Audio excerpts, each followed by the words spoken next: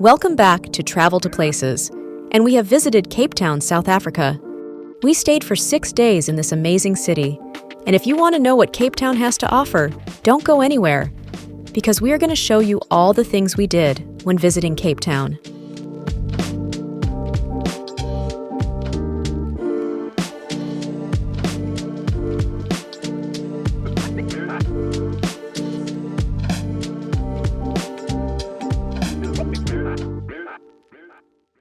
Cape Town's best known, and at the same time, most spectacular attraction is Table Mountain.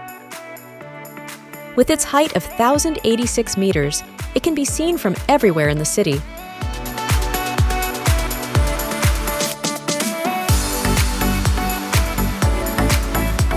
As a visitor, you can get to the top in 2 ways, hiking and by cable car. The cable car will take you up within 10 minutes and cost 280 Rand one way or 430 Rand for a return ticket.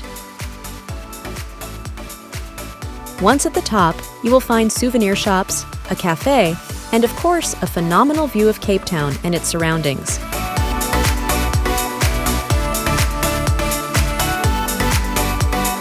If you like to hike like we do, we definitely recommend to hike the Blouberg Gorge, and you can take the cable car down on the way back. It takes 1.5 to 2 hours to hike the Blouberg Gorge, and it can be very challenging at times. But the flora and fauna and the great view of the city that is becoming increasingly beautiful are definitely worth it.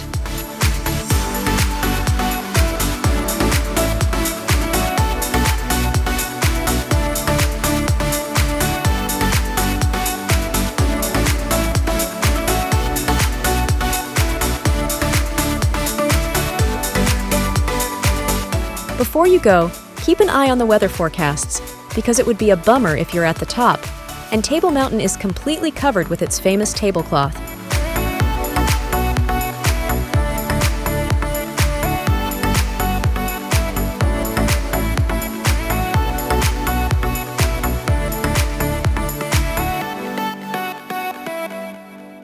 The next thing we visited is Lion's Head.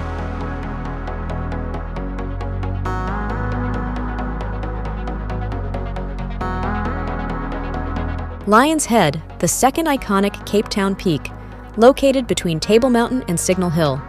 Lion's Head is an unmistakable part of the city's skyline with its dramatic backdrop to the city of Cape Town, and hiking to the summit is one of the most popular things to do here.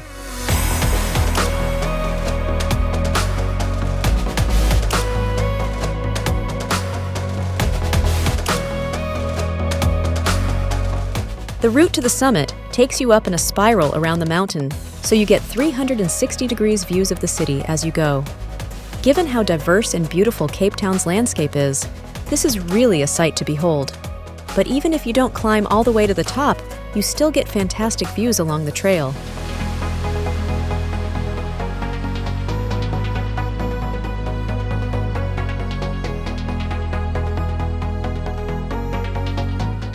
The hike up Lion's Head is 5.3 kilometers long, with 400 meters of elevation gain. The starting point begins at Signal Hill Road. In front of the starting point, you will find a small truck selling drinks. The last part of the trail can be quite challenging, and is the most difficult part with climbing up over the rocks, metal ladders, and chains. But once you reach the top, the view will be phenomenal.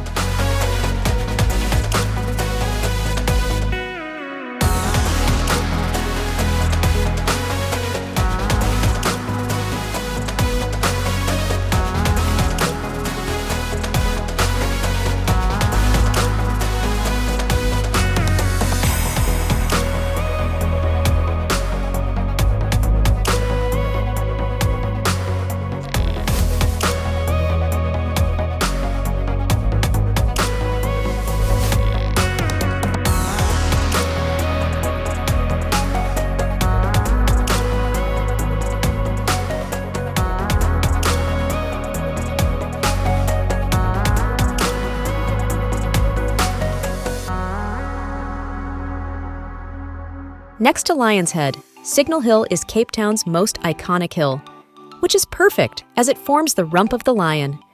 You can see all of Cape Town's landmarks from here, like Table Mountain, DHL Stadium, and Robben Island. It's also the site of the noon gun. Every day at 12 p.m., you can hear it throughout much of the city. At the parking lot, you can find one of the many yellow frames, which are hidden all over the city. It's a nice spot to take some pictures, with Table Mountain always on its background.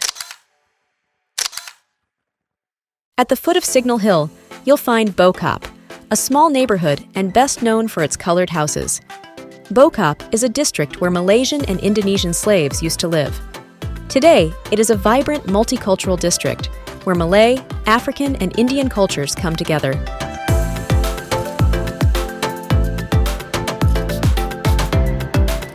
During slavery, slaves were forbidden to wear colorful clothing. That's why the abolition of slavery in 1838 was celebrated by painting the houses with colorful coats of paint.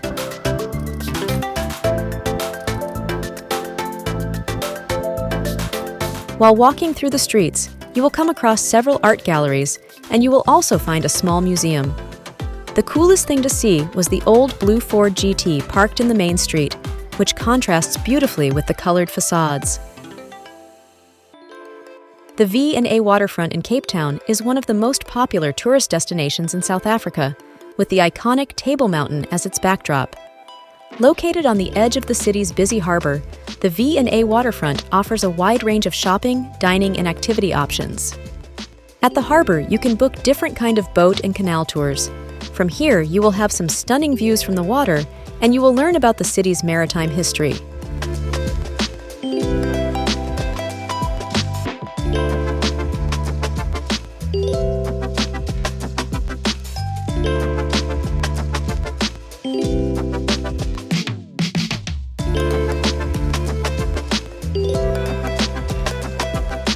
At Quay 4, you can find a colony of Cape fur seals, chilling in the harbor. They have become an integral part of harbor life, entertaining the visitors with their playful nature. So funny to see. If you want to see the harbor from another point of view, aim a little higher on the iconic Ferris wheel, known as the Cape Wheel. Or maybe even higher, like we did. And what could be better than a scenic helicopter flight over Cape Town? You can book this while visiting the V&A Waterfront, where all these tour operators are located, so you can haggle a good price. So don't book this online in advance.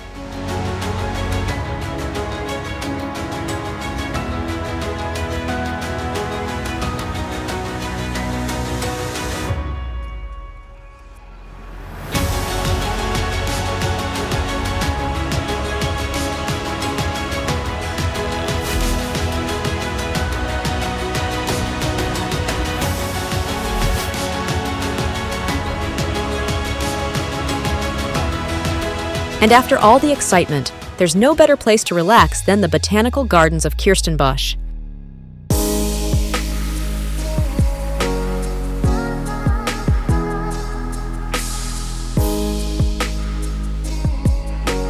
With 528 hectares, the Kirstenbosch Botanical Gardens is one of the largest botanical gardens in the world, located on the slope of Table Mountain, which gives you continuous spectacular views of the gigantic rock walls. When you walk through Kirstenbosch, you will see native plants, beautiful flowers, like the bird of paradise and proteus. And there are different paths that takes you to secret places in the garden. If you have spent a few days in the center of Cape Town, this is a really nice place to chill. One of the best things we liked the most was the tree canopy walkway. A 130-meter-long walkway that meanders between the treetops and with a stunning view at the big rocky walls of Table Mountain.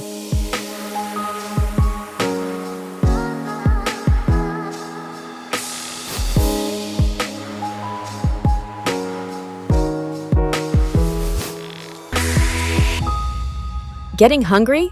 Definitely visit an African dinner show. Gold Restaurant in Cape Town offers an authentic African experience.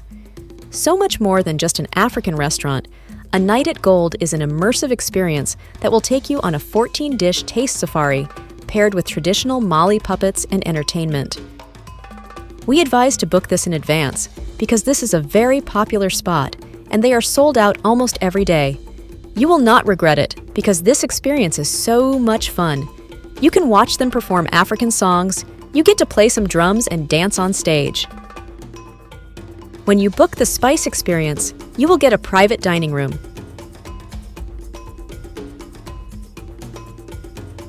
The staff will take you on a storytelling adventure, and they will perform in private.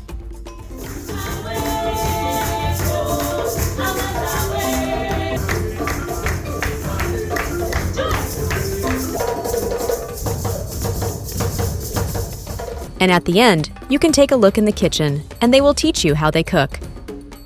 We loved it. The best thing we heard that night is that no food is wasted. All leftovers will be donated. Another incredible place to visit is Camps Bay. Within 10 minutes drive from Cape Town on the other side of Table Mountain, located below the 12 Apostles and Lion's Head. Perhaps Camps Bay is the coolest area of Cape Town, with a vibrant nightlife full of rooftop bars, cafes, and restaurants. Add to that its sandy white beaches and turquoise seawater, and you have the perfect combination for a visit that you definitely don't want to miss.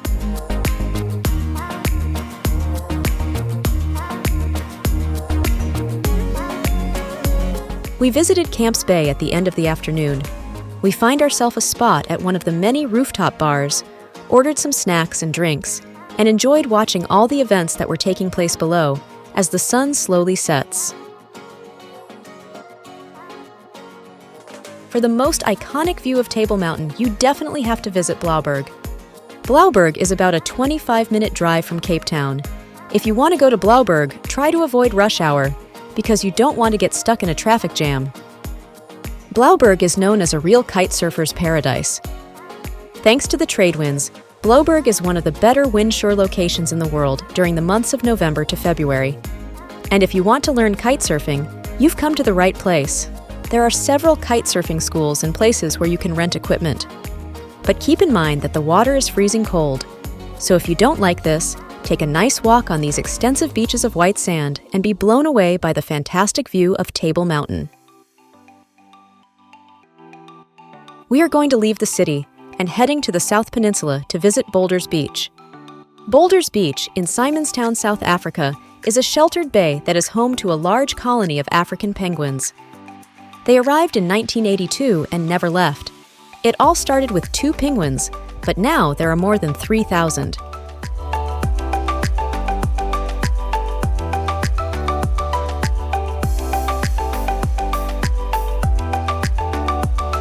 The beach gets its name from the granite rocks, which are approximately 540 million years old, that are scattered along the coast and in the water. The rocks shelter the beach, creating small coves that are ideal for swimming. They protect the bay from strong currents, large waves, and strong winds. From Cape Town, it is about a 45-minute drive to Boulders Beach. There are 2 parking spaces, one at the visitor center and one a few hundred meters further on the other side of the boardwalk at Bellevue Road, where we parked our car. Here, you can find a small, beautiful beach where you can swim for a small fee, or if you just want to sit and relax and maybe spot some penguins. The most penguins can be seen at the visitor center. From here, you only have to walk down the boardwalk in less than 10 minutes. Look carefully along the path, because dozens of penguins are hidden near the nests.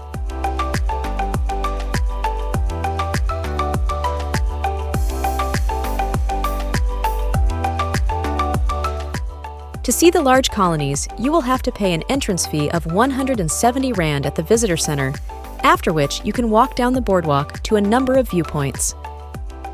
It is best to go as early or as late as possible to avoid the biggest crowds. At the end of the day, most penguins return from the sea. It is very funny to see how clumsy the penguins come out of the water. Besides the penguins, you can also find some baboons and dassies over here. And believe it or not, but this cute little animal is most closely related to the elephant.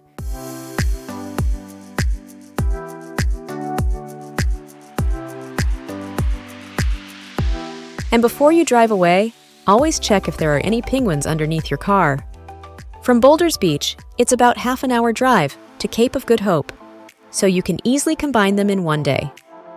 The Cape of Good Hope is a rocky headland on the Atlantic coast of the Cape Peninsula in South Africa, that falls within the southern section of Table Mountain National Park.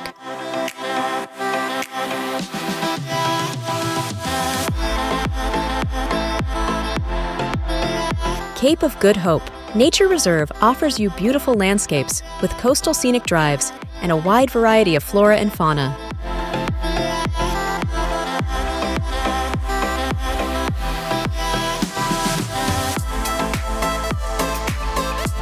One of the most popular stops in the reserve is the famous Cape of Good Hope sign.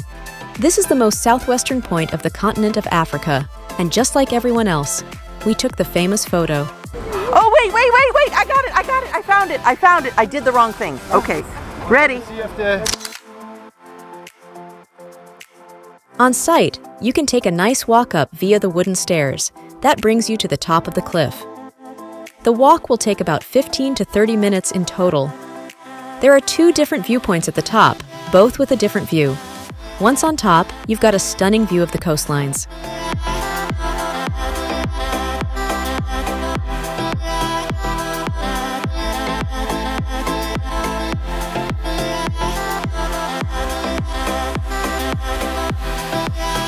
After this, we took the car to Cape Point. But when you will have enough time you could walk this, you just have to follow the walking path to the lighthouse. At Cape Point, you can take a ride on the Flying Dutchman funicular to the largest lighthouse of Africa.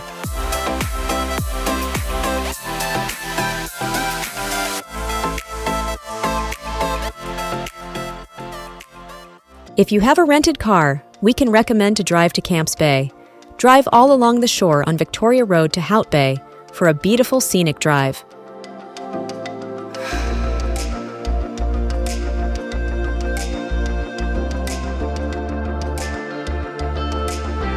From Camps Bay, it's a 15 minutes drive to Hout Bay, a suburb of Cape Town that revolves around fishing.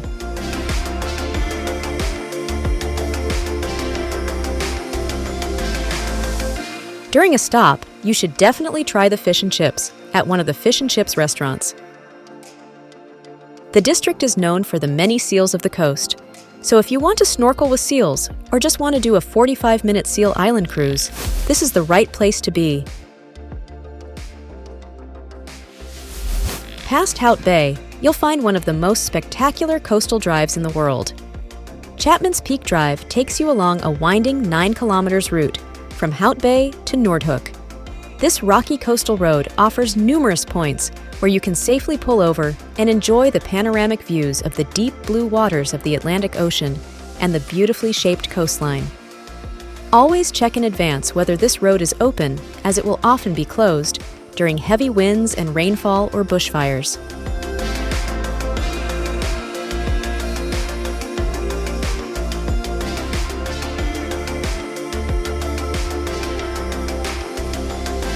So if you like this video, don't forget to like and subscribe so you won't miss anything, and we will see you in the next video.